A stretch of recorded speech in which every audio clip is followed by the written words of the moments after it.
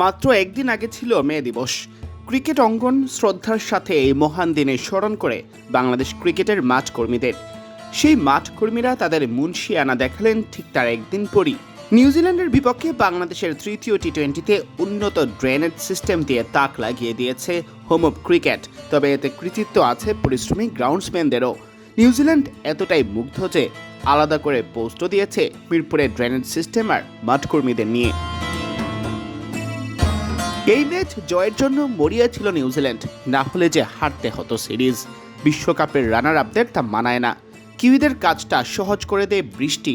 বাংলাদেশের ইনিংসের power play শেষ হতেই বৃষ্টি নামে। এরপর যখন খেলা শুরু হয় তখন থেকেই একচ্ছত্র আধিপত্য ছিল সফরকারী দলের।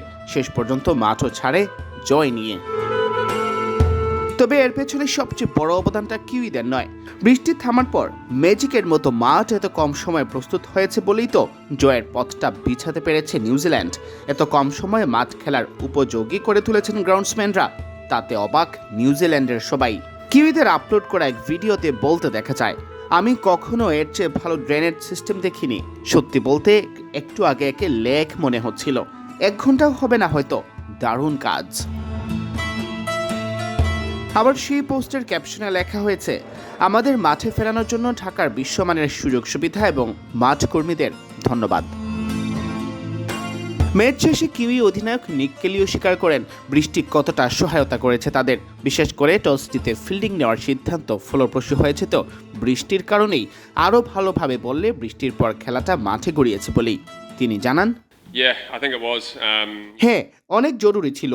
টসের আগে আমরা কথা বলেছিলাম। বৃষ্টির আগে ভেবেছিলাম আগে ব্যাট করব, পরে ভাবলাম না, আগে বোলিং করা দরকার। বৃষ্টিটা পরে আসায় এই ব্যাপারটা কাজে লেগেছে, আমাদের সাহায্য করেছে। মাঠে নামার পর 15 ওভার ম্যাচ চলে আসলে আসলে কাজটা বেশ কঠিন হয়ে যায়। শুরু থেকেই 15 ওভারের ম্যাচ জানলে হয়তো আগে থেকেই কিছুটা চড়াও হয়ে ব্যাট চালাতো বাংলাদেশ। এই কারণেই টসের সিদ্ধান্তটা আমাদের পক্ষে এসেছে। শেষ পর্যন্ত সিরিজটা হয়তো জেতা হয়নি বাংলাদেশের। তবে মিরপুরের ড্রেনেজ সিস্টেম আর অদম্য মাঠ কর্মীদের অক্লান্ত পরিশ্রম যে সুনাম বয়ে এনেছে তা তো বাংলাদেশেরই অর্জন। সিয়াম চৌধুরী, বিড ক্রিক টাইম।